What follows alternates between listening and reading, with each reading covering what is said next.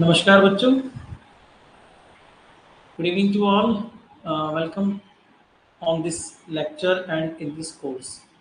तो बच्चों हम लोग संवेग संरक्षण का नियम पढ़ रहे थे और कल मैंने आपको थोड़ा इम्पल्स के बारे में समझाया था।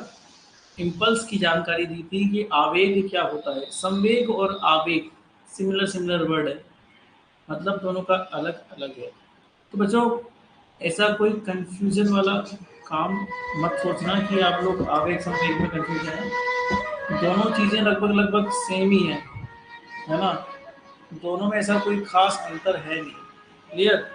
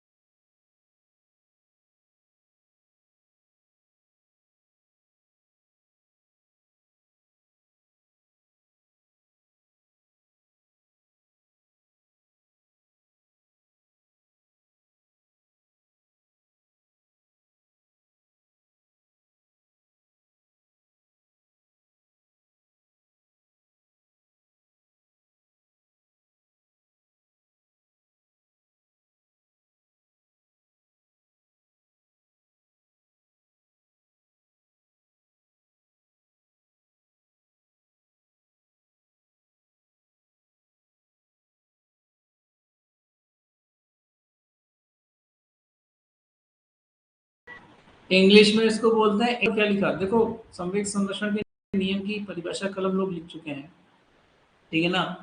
अब मैंने एक नोट दिखाया है कि अगर एक ग्राफ प्लॉट करें हम लोग, जिसमें क्या बोलते हैं, फोर्स और समय दोनों प्रदर्शित कर सकें, तो इस वाले ग्राफ के अंदर आप लोग क्या समझ पा रहे हो बच्चों? इस वाले ग्राफ में क्या हुआ, आवाज नहीं आ रही क्या?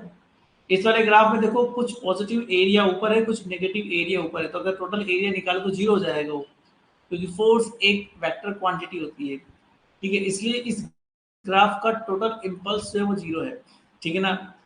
तो force and time area under graph represent the impulse, तो ये इम्पल्स क्या होगा, इसका एरिया रिप्रेजेंट कर रहा है। अब ये मैंने खैर लिखा दिया, उसको छोड़ो, अब हम सवाल पे आते हैं। सवाल ये बोल रहा है बेटा, आवाज आ रही है ना सोनिया? तो सवाल ये बोल रहा है बेटा कि यहाँ पे देखो, एक गेंद है, एक गेंद है,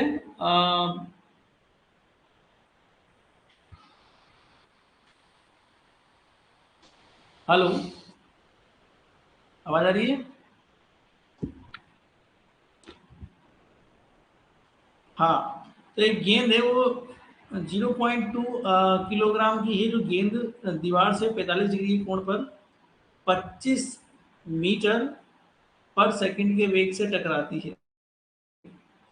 तो मैं समझाता हूँ आपको करना क्या है यहाँ पे। जैसे मान लो कि एक दीवार, एक गेंद है, ये दीवार है, suppose this is the ball, दीवार है ये दीवार का ये तल है, मान लेता हूँ मैं ये तल है। अब गेंद आई, ऑब्वियस सी बात है 45 डिग्री पे टकराना है उस गेंद को, तो मैं उस गेंद को इंसिडेंट ऐसे करवाऊंगा, और ये जो है ये 45 डिग्री पे टकरा रही है दीवार से, ये 45 डिग्री का कोण बना रही है, ऐसा मैं समझता हूँ, ठीक है ना। 25 मीटर पर सेकंड के वेग से वो टकराती है, तो ये मान लीजिए कि ये इंसिडेंट है उसके ऊपर, ये this is the incident direction of the ball, ये उसकी वेलोसिटी जिससे वो टकरा रही है। तो ऑब्वियस सी बात है, एम मासिव बॉल है, वी वेलोसिटी से वो आ रही है, तो अगर मैं इसका मोमेंटम चेक करूं इस डायरेक्शन में, तो मोमेंटम जो होगा उसके दो कंपोनेंट यहाँ पर निकलेंगे। अगर ये वेक्टर है तो वेक्टर का एक डायरेक्शन इधर जाएगा, एक डायरेक्शन इधर जाएगा, अगर मैं कंपोनेंट निकालूंगा तो इसका जो मोमेंटम है वो इस डायरेक्शन में कितना हो जाएगा, एम वी कोस 45 डिग्री, और ये हो जाएगा एम वी साइन 45 डिग्री। समझ में आएगी बात? ठीक है बात। तो बात इतनी सी है कि मोमेंटम यहाँ पे आ रहा है, और अब क्या है, यदि गेंद आपतन दिशा से 90 डिग्री के कोण पर परावर्तित होती है, मतलब ये परावर्तित ऐसे हो जाती है, और ये खुद बोल रहा है कि 90 डिग्री, तो ऑब्वियस सी बात है ये जो एंगल है ये वो खुद बोल रहा है कितना है, 90 डिग्री का है। अगर ये 90 डिग्री का है तो ऑटोमेटिकली ये 45 डिग्री का होगा, और ऑटोमेटिकली ये भी कितना होगा, 45 डिग्री का होगा। तो अगर ये 45 डिग्री का है तो यहाँ पर दो कंपोनेंट यहाँ पर इसके हो जाएंगे, एक तो ये वाला कंपोनेंट और एक ये वाला कंपोनेंट। 45 डिग्री की होने की वजह से ये भी हो जाएगा एम वी, ये 45 ये 45, तो ये हो जाएगा हमारे पास एम वी साइन 45, और ये हो जाएगा एम वी कोस 45, क्योंकि मोमेंटम एक वेक्टर क्वांटिटी होती है, इसलिए अगर किसी कोण पर मोमेंटम है तो एक्स और वाई दिशा के अनुदिश उसके घटक निकालने बहुत जरूरी होते हैं। तो मैंने एक घटक निकाल लिए इसके, एम वी कोस 45 और साइन 45। अब हम लगाएंगे मोमेंटम कंजर्वेशन, क्योंकि ये डायरेक्शन वाइज लगाया जाता है। ये मोमेंटम कंजर्वेशन लो डायरेक्शन वाइज के, एक्स दिशा में कितना मोमेंटम चेंज है और वाई दिशा में कितना मोमेंटम चेंज है।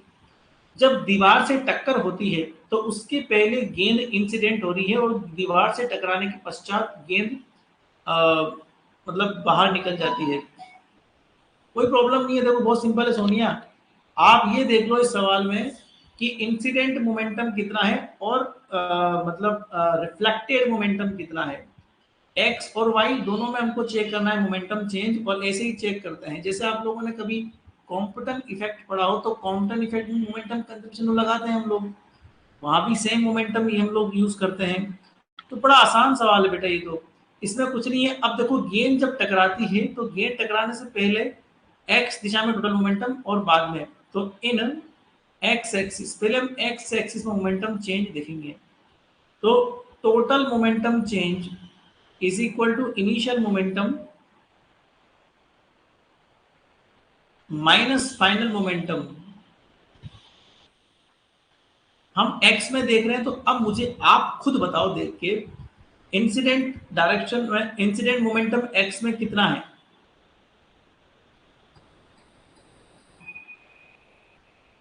या फिर उल्टा लिखो, नॉर्मली बच्चे उल्टा लिखते हैं, तो मैं आपको उल्टा लिख देता, आप फाइनल माइनस इनिशियल भी लिखते हैं, वो आपकी इच्छा। देखो तो चेंज चेंज होता है, देखो उसमें कोई बड़ी बात नहीं है, माइनस से कोई फर्क नहीं पड़ता। तो फाइनल देखो, फाइनल अगर मैं देखूं तो ये फाइनल है मेरा, और फाइनल एक्स में मोमेंटम इधर जा रहा है, इधर मतलब माइनस एक्स डायरेक्शन में, तो मैं माइनस एम बी और कोस 45 लिख दूंगा।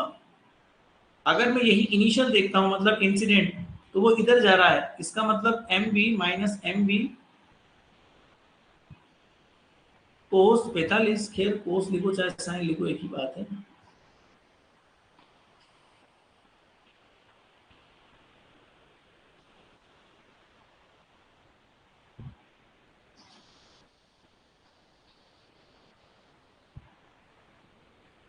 कुल मिला के देखा जाए तो टोटल मोमेंटम कितना हो जाएगा, -2।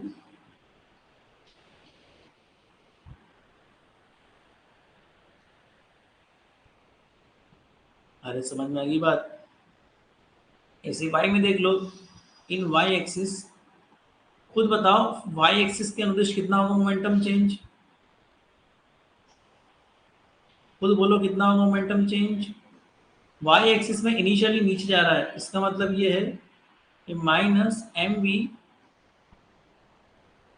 साइन 45 डिग्री, फिर माइनस फाइनली भी इतना नीचे जा रहा है माइनस में एम वी साइन 45, तो टोटल मोमेंटम चेंज, इसका मतलब जो भी मोमेंटम चेंज आ रहा है वो टोटल जीरो हो गया। अरे सोनिया जीरो हो गया ना बेटा, क्योंकि दोनों एक ही डायरेक्शन में है, तो चेंज है ना।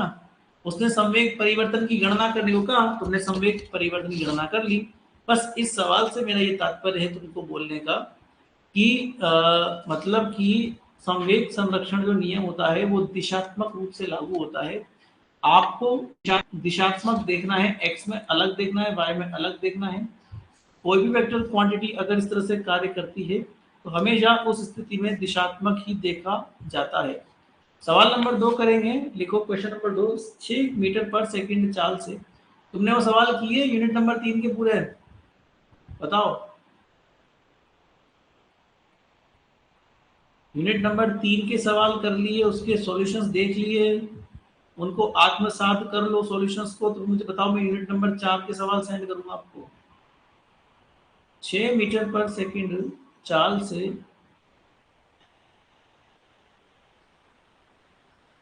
गतिशील 6 मीटर चाल से गतिशील 4 किलोग्राम द्रव्यमान का हथौड़ा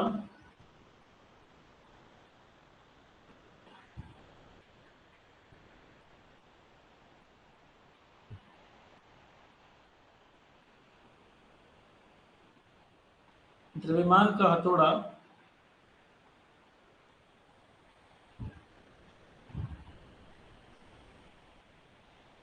वेरी गुड। तो मैं, अगर तुम यूनिट नंबर 3 से सेटिस्फाई हो और तुम आज्ञा दो तो मैं यूनिट नंबर 4 के सवाल आपको सेंड करूँ, बोलो। या आप लोग को लाइन चाहिए यूनिट नंबर 3 खत्म करने के लिए? दीवार से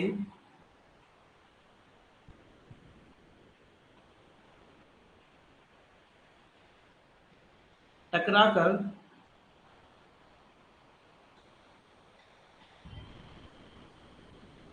0.1 संवेग 0.1 सेकंड में विरामावस्था में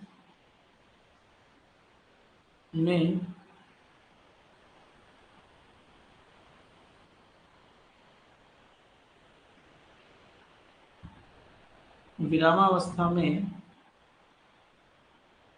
आ जाता है।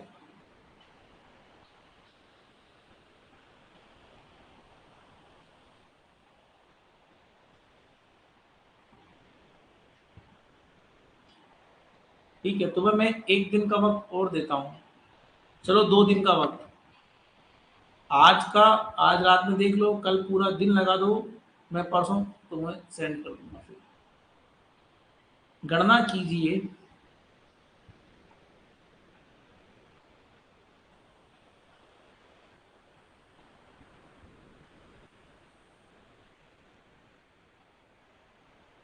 नंबर 1,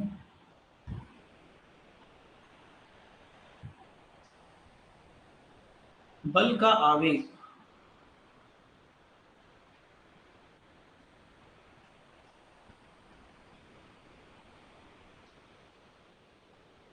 नंबर 2, हथौड़े पर औसत अवमंदक बल।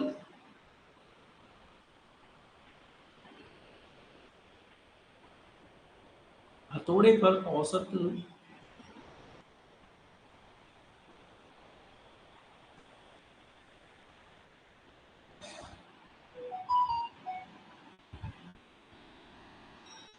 अवमंदक बल। नंबर 3,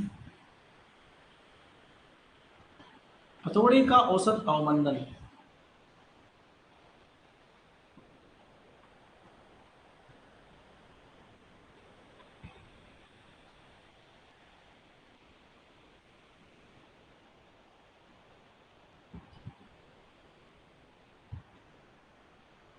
ठीक है, समझाते हैं सवाल में क्या है, थोड़ा सा इसको एक्सप्लेन करता हूं मैं। एक्चुअली ये दीवार है, एक हथौड़ा है जो 4 6 किलो 6 मीटर पर सेकंड चाल से 4 किलो का द्रव्यमान। ओके, तो मैं ऐसा मानता हूं कि एक हथौड़ा है जो टकरा रहा है। अब इसने डायरेक्शन तो कुछ दी नहीं है, तो अपन एक्चुअली एक काम करते हैं, ऐसा मान लेते हैं कि ये किसी भी डायरेक्शन में आ रहा है। हथौड़ा ही तो है ये हथौड़ा है। ठीक है, ये टकरा रहा है दीवार से, ये कितने किलोग्राम का है? 4 किलोग्राम का है ये। और ये टकराया है, तो मैं ऐसा मान लेता हूँ कि 6 मीटर पर सेकेंड के वेग से ये आया, और ये 0.1 सेकेंड बाद विरामावस्था में आ गया। तो ये उसकी इनिशियल वेलोसिटी हो गई, और जब विरामावस्था में आया तो इसकी फाइनल वेलोसिटी इसकी कितनी हो गई? 0 हो गई। कोई बात नहीं, रजनी तुमसे कांटेक्ट कर लेगी, डोंट वरी सोनिया। तो इम्पल्स कितना है इसका? नहीं नहीं, ऐसा तो नहीं है, इम्पल्स कितना नहीं आएगा, मैं आपको समझाता हूँ इम्पल्स कितना आएगा। एक्चुअली जो इम्पल्स होता है ना, जो इम्पल्स होता है वो होता है फोर्स इनटू टाइम। इम्पल्स जो होता है वो होता है फोर्स इनटू टाइम। ठीक है, अब अगर मैं इसके मोमेंटम चेंज की गणना करूं, क्योंकि यही मोमेंटम चेंज के बराबर भी होता है, मैंने आपको पहले बताया था। तो मतलब कि इसका final momentum minus initial momentum की बात करूंगा, तो अब देखो फाइनल मोमेंटम जो होगा इसका, वो तो आपके सामने है। फाइनल मोमेंटम मतलब फाइनल वेलोसिटी इनटू मास, मास तो चेंज होगा नहीं।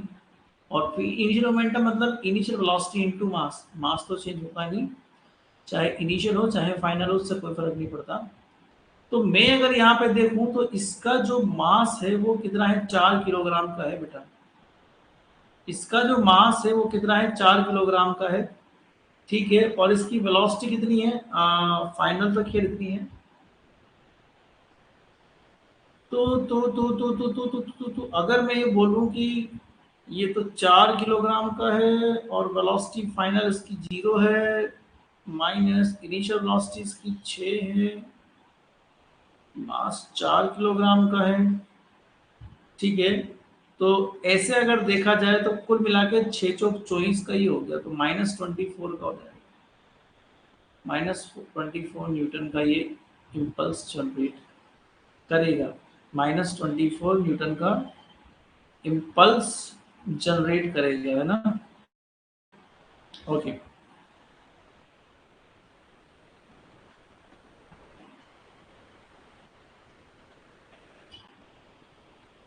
अब आगे देखो, यही बोल रहा है हथौड़े पर औसत अवमंदक बल। तो दूसरा सवाल अगर मैं करूं, ये तो पहला सवाल हो गया, तो बल बराबर इम्पल्स अपॉन टाइम। अवमंदक मतलब जो उसको मंदा कर दे, अवमंदक मतलब जो उसको मंदा कर दे। तो बल लगने के बाद धीरे धीरे वो स्लो मोशन में आ रहा है और एकदम जीरो वेलोसिटी पे आ रहा है, तो उसका समय 0.1 सेकेंड हो गया। तो कुल मिला के अगर देखा जाए तो माइनस का 24, खैर 24 माइनस में चाहे प्लस में हो, इम्पल्स में कोई फर्क नहीं पड़ता, वो तो आप बल तो लगाना ही है, तो माइनस प्लस से कोई फर्क नहीं पड़ता। वो तो माइनस में इसलिए आ रहा है क्योंकि उसको उल्टी डायरेक्शन में बंधक लगा रहा है ना, इसलिए। Upon 0.1 that is 2.4 Newton. अरे ये इसको हटाओ, ये मोमेंटम की डायरेक्शन में होगा ना, तो ये किलोग्राम मीटर पर सेकंड होगा इसका वाला, है ना। और इसका होगा न्यूटन, तो ये इतना अवमंदक बल अगर ये प्रदान करे, ठीक है। अब आप ये देख रहे हो कि औसत अवमंदन कितना होगा। अवमंदन का मतलब होता है रिटार्डेशन, अवमंदन का मतलब रिटार्डेशन। तो ये आपसे रिटार्डेशन के बारे में पूछ रहा है, मतलब कि नेगेटिव एक्सेलरेशन के बारे में पूछ रहा है, तो कोई बड़ी बात नहीं है, एक्सेलरेशन नेगेटिव ही तो होगा वो, क्योंकि फोर्स नेगेटिव में आ रहा है। नेगेटिव में फोर्स इसलिए आ रहा है बिकॉज आपने अवमंदन के लिए हथौड़े जिस डायरेक्शन में फोर्स लगा रहा है उसके ऑपोजिट डायरेक्शन में दीवार उसके ऊपर फोर्स लगा रहा है, क्रिया प्रतिक्रिया का नियम जैसे, तो वो अवमंदन हो रहा है, इसलिए डिटार्डेशन हो रहा है। तो वही फोर्स के करस्पॉन्डिंग आपको एक्सेलरेशन निकालना है, that is the negative acceleration आपको निकालना है। तो A इज इक्वल टू कितना हो जाएगा, एफ अपॉन ए। तो F कितना है, -2.4 न्यूटन का जो अवमंदन बल लग रहा है, और M उसका कितना है, 4 किलोग्राम का है। और ये एवरेज पूछ रहा है आपसे। खैर औसत अवमंदन, औसत औसत की बात अगर करें, 4 किलोग्राम 6।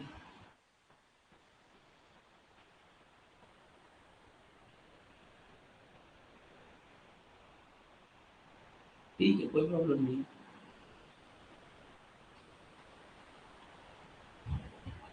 तो बस ठीक है, तुम लोग निकाल लेना इसको, तो फिर डिवाइड कर लेना, जो भी आंसर है बता देना, है ना।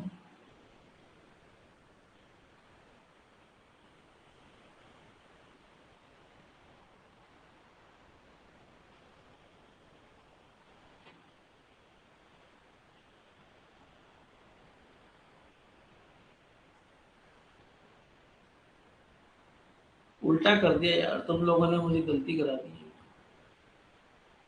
0.1 का डिवाइड करने के बाद ये तो 240 आएगा ना, अरे यार हम लोगों ने एक मिस्टेक कर दी, डिवीजन में गलती कर दी है।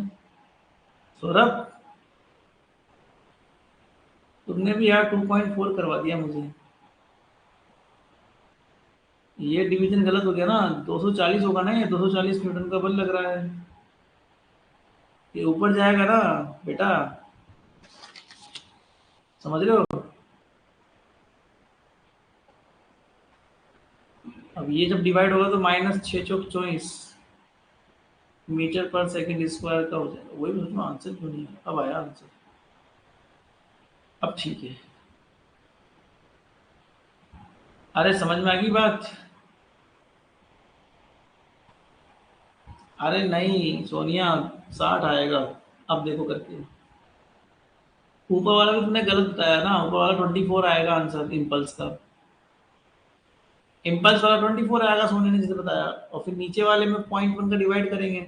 मुझे लगा 24 पे तुमने लॉक कर दिया और 0.1 डिवाइड करके वो गड़बड़ होगी। चलो ठीक है, अब प्रॉब्लम सॉल्व हो गई। नेगेटिव एक्सेलरेशन का मतलब वही अवमंदन ही होता है, रिटार्डेशन ही होता है, ठीक है। नेगेटिव 1 लग रहा था। ठीक है, आगे बढ़े, अगला सवाल करते हैं। लिखो, 150 ग्राम द्रव्यमान की गेंद, क्वेश्चन 3 लिखो।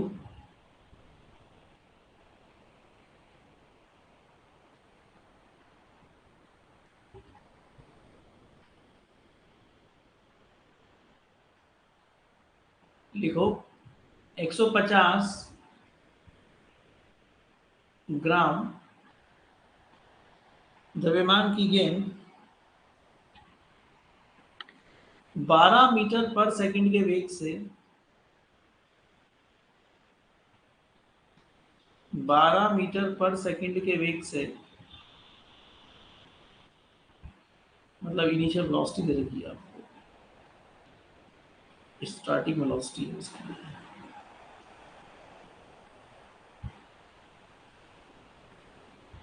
12 मीटर पर सेकंड के वेग से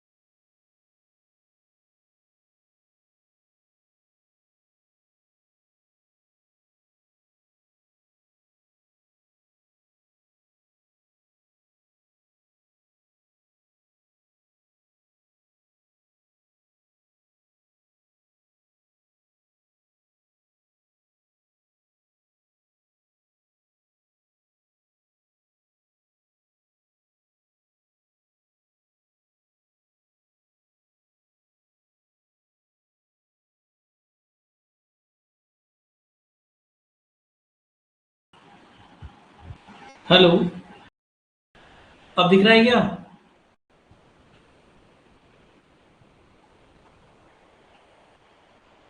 पता नहीं क्या ही चल रहा है। ये एक सवाल और कर लो फटाफट से, फिर खत्म करें, क्योंकि ये चैप्टर में ऐसे ही सवाल हैं, सारे सारे मोमेंटम चेंज वाले ही सवाल हैं।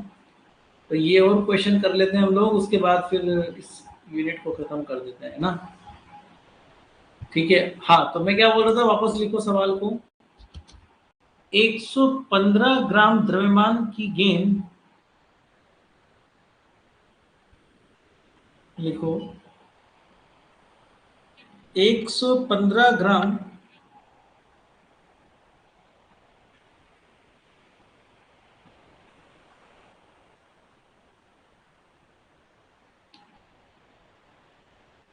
दोबारा लिखो, 115 ग्राम द्रव्यमान की गेंद, सॉरी 150 ग्राम, सॉरी 150 ग्राम द्रव्यमान की गेंद, सोनिया की नेटवर्क इशू आ रहा है ऐसा लग रहा है। सोनिया को इंटरनेट इशू चल रहा है मेरे हिसाब से।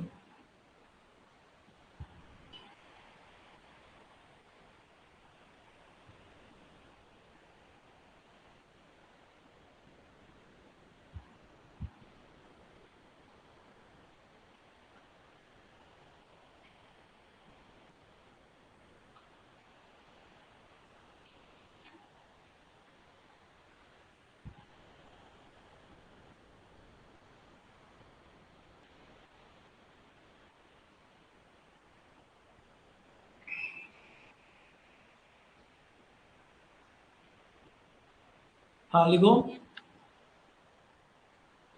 150 ग्राम द्रव्यमान की गेंद 12 मीटर पर सेकंड के वेग से,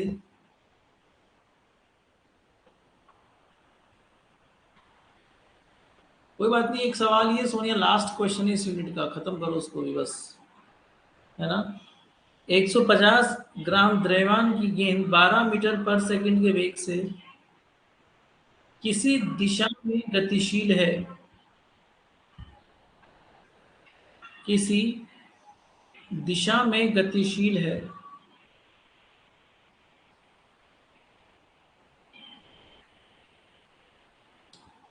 बल्ला मारने के पश्चात, बल्ला मारने के पश्चात, बल्ला मारने के पश्चात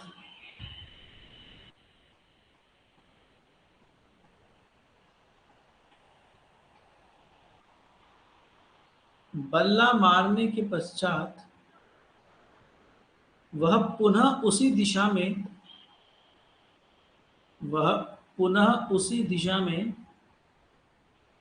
20 मीटर पर सेकंड, वह पुनः उसी दिशा में 20 मीटर पर सेकंड वेग से लौटती है, 20 मीटर पर सेकंड वेग से लौटती है, यदि बल्ले तथा गेंद के संपर्क समय, यदि बल्ले तथा गेंद का संपर्क समय, यदि बल्ले तथा गेंद का संपर्क समय 0.1 सेकंड, बल्ले तथा गेंद का संपर्क समय 0.1 सेकंड, 0.01 सॉरी 0.01 सेकंड है, तो बल्ले द्वारा गेंद पर, तो बल्ले द्वारा गेंद पर लगाया गया औसत बल, तो बल्ले द्वारा गेंद पर लगाया गया औसत बल एवं आवेग की गणना करो, एवं आवेग की गणना करो, सिंपल सी बात है। तो बेटा यही बात है कि इम्पल्स अगर आपको निकालना है, तो इम्पल्स इज इक्वल टू क्या होता है, मोमेंटम चेंज, जैसा कि मैंने आपको पहले भी बताया था कि इम्पल्स का फॉर्मूला क्या होता है, मोमेंटम चेंज के बराबर का होता है। मोमेंटम चेंज मतलब initial momentum, sorry final momentum minus initial momentum. इसका जो द्रव्यमान है वो कितना है, 150 ग्राम। तो इस ग्राम को किलोग्राम में अगर कन्वर्ट करना है, तो मुझे 10 की घात -3 का मल्टीप्लाई करना पड़ेगा, और बाकी तो इसका फाइनल वेलोसिटी जितना है उसके माइनस में करना पड़ेगा मुझे उसी का इनिशियल वेलोसिटी।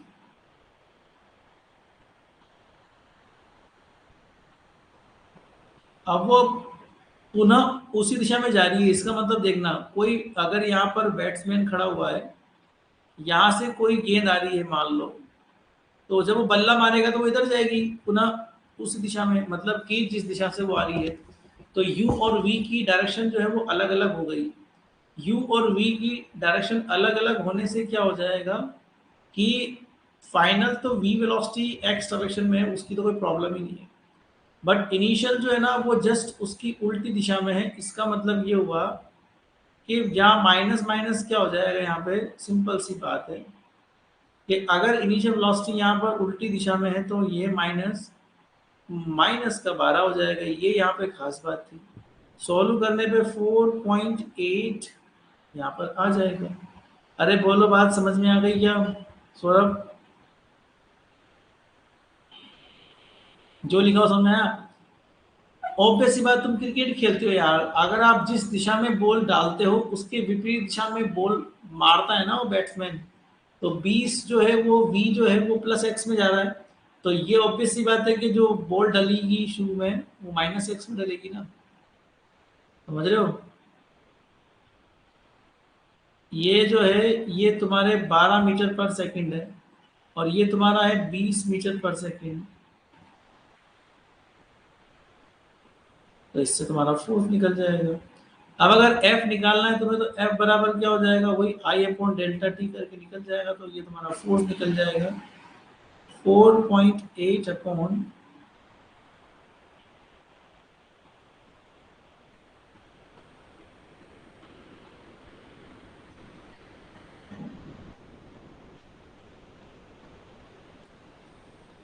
That's it.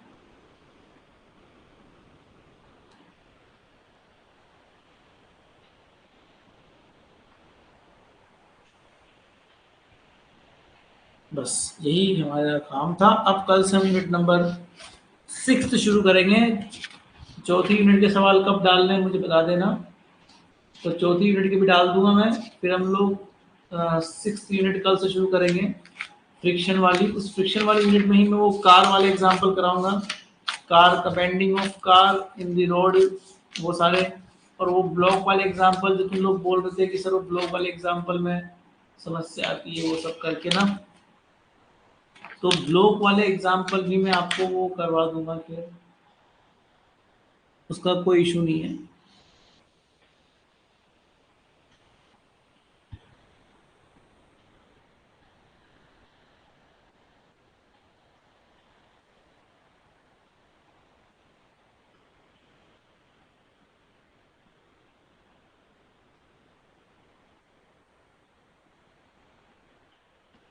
हाँ लिख लो आराम से लिख लो।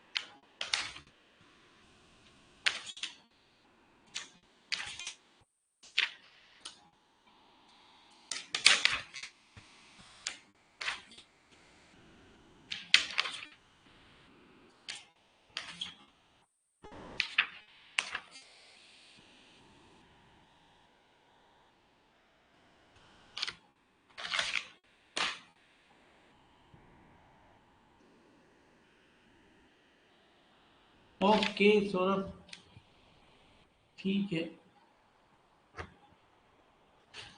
Thank you so much.